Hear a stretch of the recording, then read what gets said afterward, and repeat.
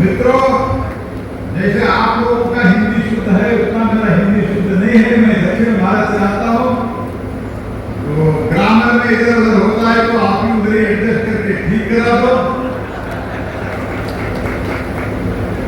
दोस्तों, आज जो उद्घाटन कर रहे हैं सैलो खगेरिया में, ये 50,000 मेट्रिक टन का ये सैलो है। ये सैलो के एडवांटेज, इससे जो पॉजिटिव परिणाम होता है, एक तो जगह बहुत कम लगता है। दूसरी बात, माननीय प्रधानमंत्री नरेंद्र मोदी जी का सोच है कि देश में कम जगह में अच्छे भंडारण का एक व्यवस्था रहना है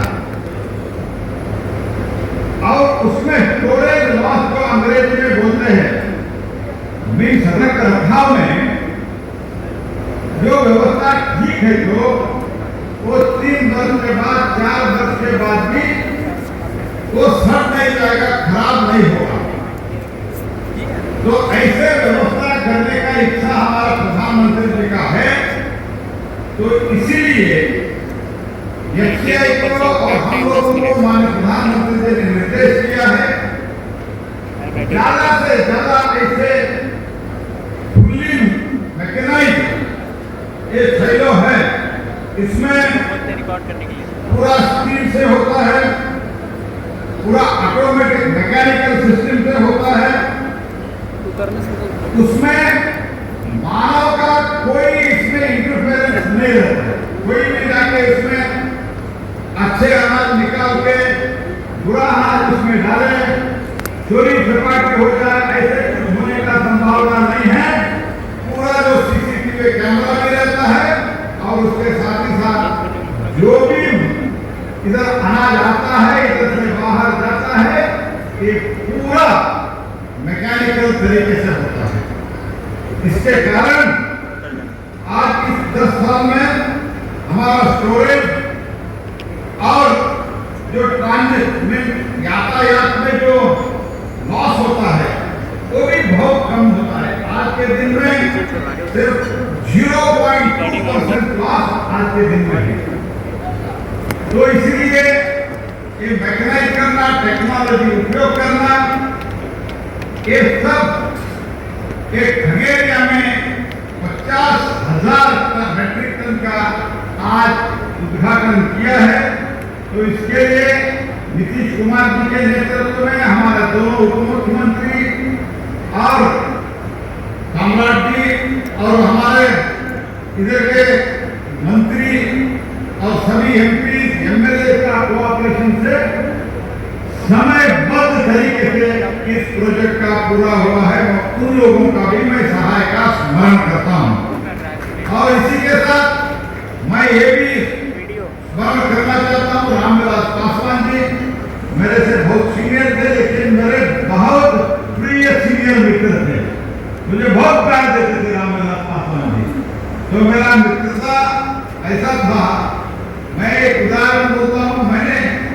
मैंने बोला उस टाइम तो मैं प्रदेश अध्यक्षता कर्नाटक के, मैंने बोला मेरे कॉन्स्टिट्यूंसी में एक बीआईएस का ऑफिस आप खोल दो, ऐसे मैंने रिक्वेस्ट किया। रामविलास जी ने बोल दिया सबके सामने, मैं आपके लिए वो व्यवस्था कर देता हूँ, लेकिन बाद में डीजी ने मना किया। लेकिन रामविलास जी उस टाइम के डीजी, लेकिन रामविलास जी ने बोला मैंने मेरे मित्र प्रहलाद जी को वादा किया हूं, मैं उधर उद्घाटन के जाने के लिए जा रहा हूं, ऐसे अनाउंस कर दिया। तो जब उन्होंने अनाउंस किया तब तो करना ही पड़ा। तो ऐसा मित्रता मेरा था और मुझे बहुत बार उन्होंने भोजन भी करवाए हैं, मैं उनका भी स्मरण करता हूं, क्योंकि ये जो सैलो का कंसेप्ट शुरू हुआ वो रामविलास पासवान जी के समय पे शुरू हो गया। माननीय प्रधानमंत्री जी के मार्गदर्शन में 14 में पहली बार इसका सोच विचार किया श्रीमान रामविलास, स्वर्गीय रामविलास पासवान जी। मित्रों, ये खगेरिया एस्पिरेशनल डिस्ट्रिक्ट में एक है, लेकिन आजकल हमारे माननीय मुख्यमंत्री नीतीश कुमार जी के नेतृत्व में उप मुख्यमंत्री सम्राट जी के और बाकी सब इधर खगड़िया डिस्ट्रिक्ट ऑपरेशनल डिस्ट्रिक्ट में होते हुए भी बहुत अच्छा काम कंपटीशन में आगे बढ़ रहा है। तो बिहार जैसे आप सब लोग जानते हो बुद्ध और महावीर का कर्म भूमि है, उसी के साथ दुनिया में बहुत देश अपने आप क्लेम करते हैं कि हम मदर ऑफ डेमोक्रेसी है, लेकिन इधर के वैशाली जो है, इधर वैशाली ये नॉर्थ बिहार में पहले ही रिपब्लिक कहा जाता था और इधर जो डेमोक्रेसी का नींव, अगर डेमोक्रेसी मदर ऑफ डेमोक्रेसी कहा जाता है तो इस बिहार क्षेत्र में, इस बिहार राज्य को हम कह सकते हैं। आंदोलन हुआ और इमरजेंसी का 50 साल अभी हो रहा है, तो इस इमरजेंसी का जो हमारे नौजवान इधर बैठे हुए हैं उन लोगों का इमरजेंसी का कोई शायद उनका अनुभव नहीं हुआ है। इमरजेंसी में पूरा डेमोक्रेटिक सिस्टम का, कोर्ट का और मीडिया का पूरा पाबंदी था, कोई भी कुछ बोल नहीं सकते थे, कोई भी सरकार के खिलाफ कोई क्रिटिसाइज नहीं कर सकते थे। ऐसे स्थिति में जेल में हजार लाखों लाख लोगों को जेल में डाला गया था।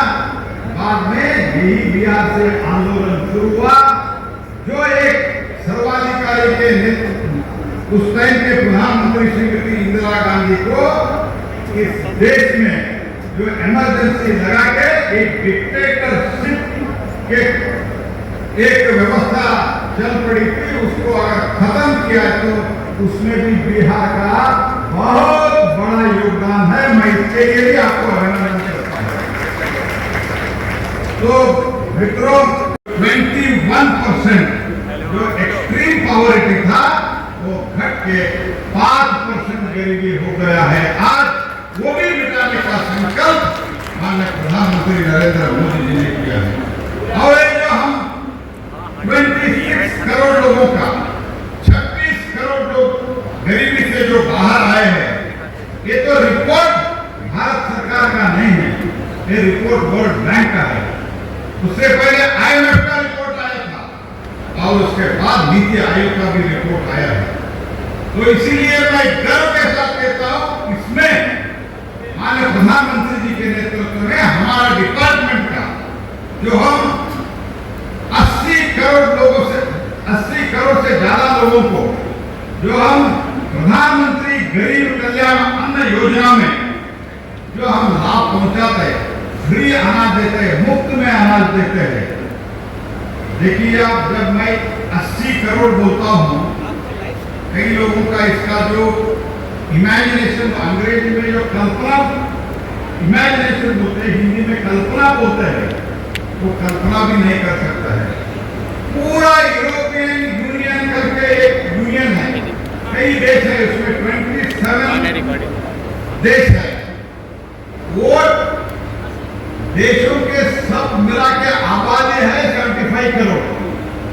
वो उनके आबादी से ज्यादा लोगों को माननीय प्रधानमंत्री नरेंद्र मोदी जी के नेतृत्व में हम मुफ्त अनाज बांट रहे हैं। दोस्तों, ये तो हमको समझना चाहिए, कोई भी ऐसे इतना बड़ा व्यवस्था नहीं की थी।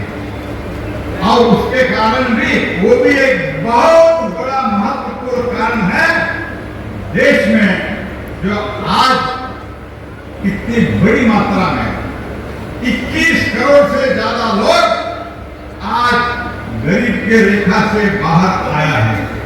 तो इसलिए मुझे गर्व है, इसका जो आज के दिन में